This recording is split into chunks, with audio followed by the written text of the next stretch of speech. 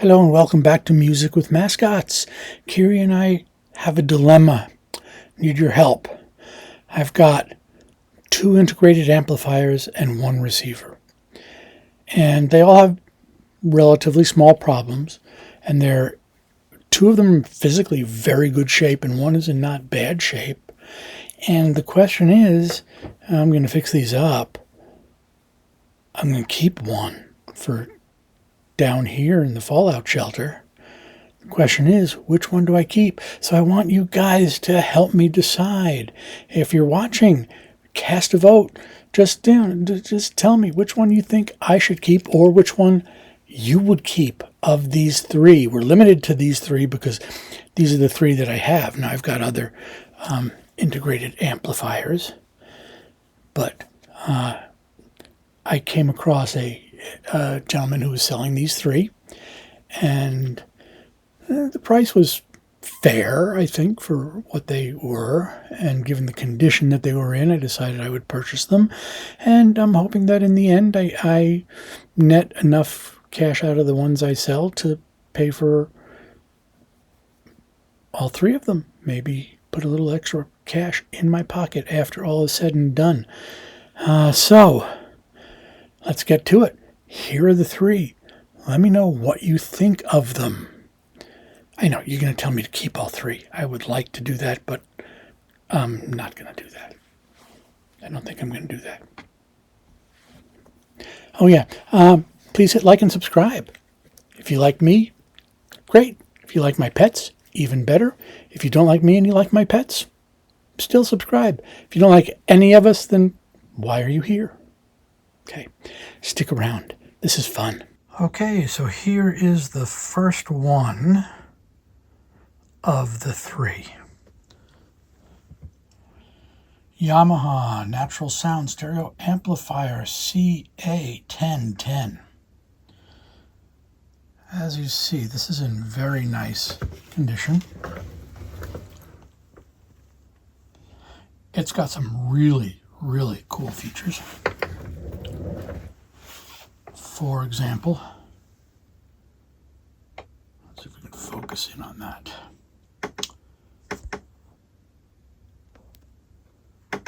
Your phono selector. First of all, it's got 2 phono inputs.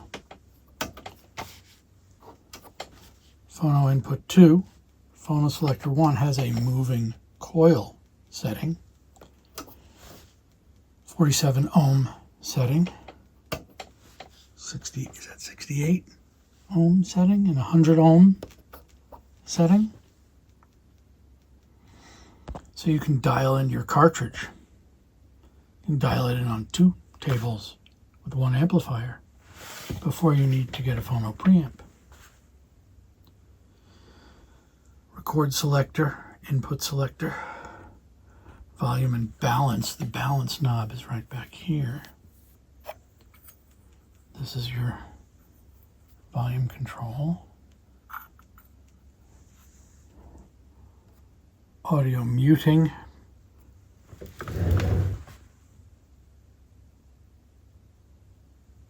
Treble control, tone controls, bass control, high filter, subsonic filter, and operation.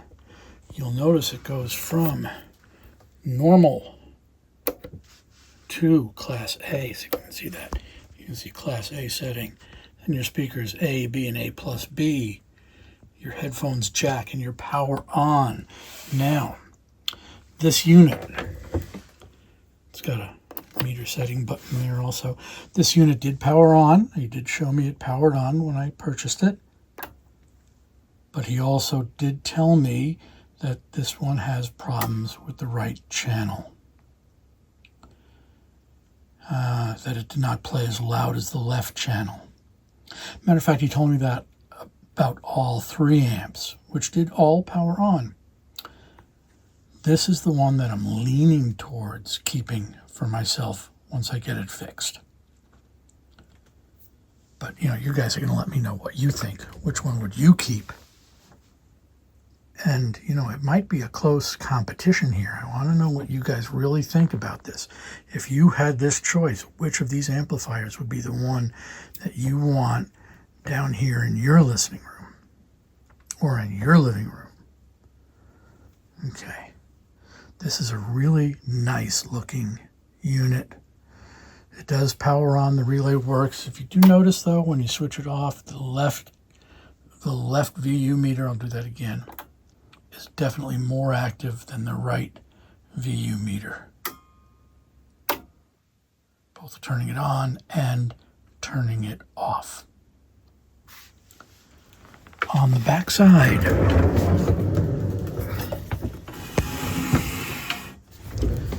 we've got a host of inputs. Phono 1, Phono 2, a tuner, an auxiliary. And then you've got the tape 1 and the tape 2. Pre-out, main in, which you can send the pre-out out here. And it is controlled from a switch in the front. So you don't have something going from one set to the other. This is a coupler. I'm not sure what that does. I'll have to look into that. There's your ground right there. You have one switched and 3 unswitched outlets. And there are your speaker attachments. This was passed by S. Okamoto. And I'm going to have to look that up. It's got a nice low serial number 3846. And then it's got a little stamp. And caution, do not remove these screws lest ye die. All right, that's one. Okay, the second one here, we have the Sansui Integrated Amplifier AU-710. This is a true classic. Also in very nice shape. Now you see why I've got a difficult decision here. Okay, this one also.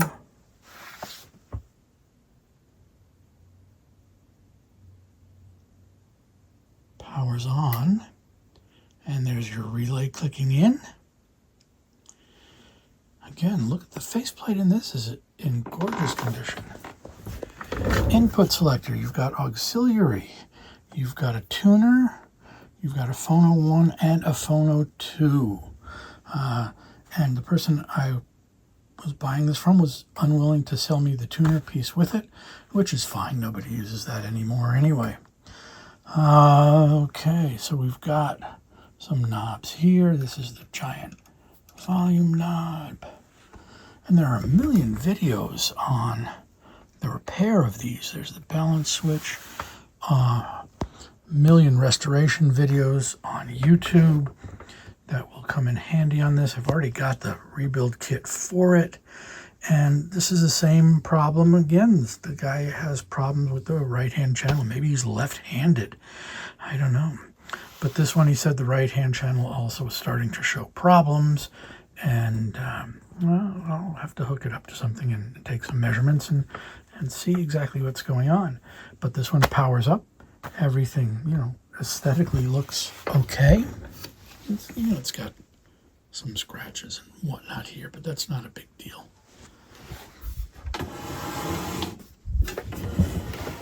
Turn it this way.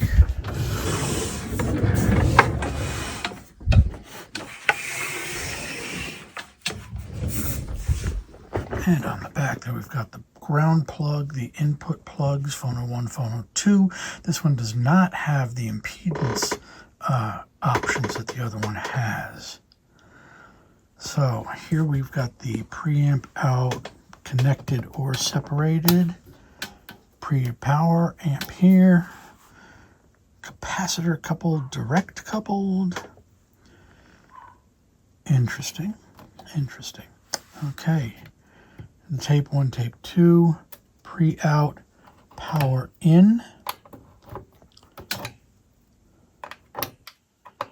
Interesting, because if he doesn't have those hooked up, that would seem to me that he's not going to get anything coming out of it. I will definitely check the manual for that, but I believe that's the way that works, right? Pre-power amp can be connected or separated, direct coupled, capacitor coupled, but it's got to be coupled to work. Anyway, that's easy enough to couple. This one passed its test too. This one has a humongous serial number, 228023876. Yeah, definitely not a low serial number on this one. Okay, and this one has 3 plugs, 1 switched and 2 unswitched. Very nice. And again, there's a little bit of wear and tear on the top here. Nothing terrible. Caution, don't take this off lest ye die. He had already taken this off. He was looking at it inside. I'm not sure what he was doing, but I do have all the screws and everything. He did provide that for me. And now we'll look at the last one of the 3.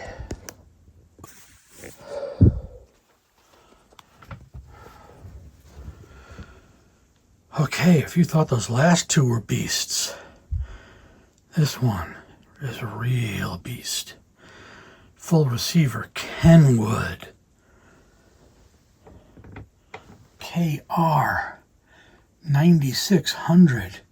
I think that's how many pounds it weighs. Power this up. This is just an amazing looking piece of equipment. And again, he's told me that it's got right channel problems.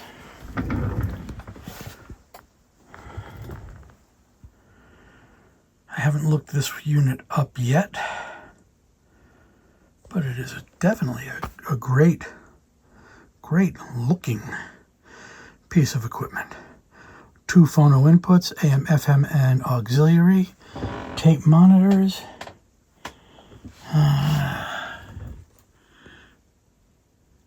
Tape dubbing. Sound injection. Is that volume? Is that what we mean by volume? Sound injection? Nope, because this says I've got the volume and bass here. There's your volume, or volume and balance. The balance is on the inside. Not sure why they did that. I did that on the other one too. And the volume is here on the outside. There's your selector switch. FM, AM. I'm going to have fun playing with these. Oh my goodness. This has a speakers A, B, A and B, and C. Wow. We have a serious loudness switch. Loudness 1, loudness 2, loudness off.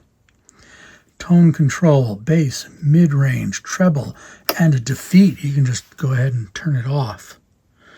This one has definitely seen more use. There is some more debris on this. This one would need some more cleaning than the others, or more deep cleaning than the others. But also, again, in very, very nice shape. But it's my understanding that there are certain parts in these Kenwoods that go bad that turn them into paperweights. I don't know if that's the case with this or not. Probably is. And from the back we have 3 sets of speaker plugs, 1 switched, 2 unswitched. Here we have the pre-out power in, pre-out power in. Phono 1, phono 2, auxiliary. Tape A, tape B. There's our ground wire for the turntable. Turntables. Wow. Again, do not remove. This will kill you. It very well might. Almost killed me lifting it and carrying it over here. Antenna hookups. I don't know that anybody uses those anymore, right? Does anybody really listen to the radio? The radio.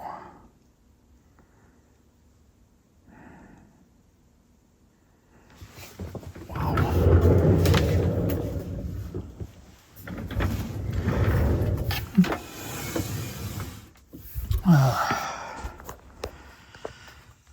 So as far as look, the faceplate on this takes the cake on those 3 units.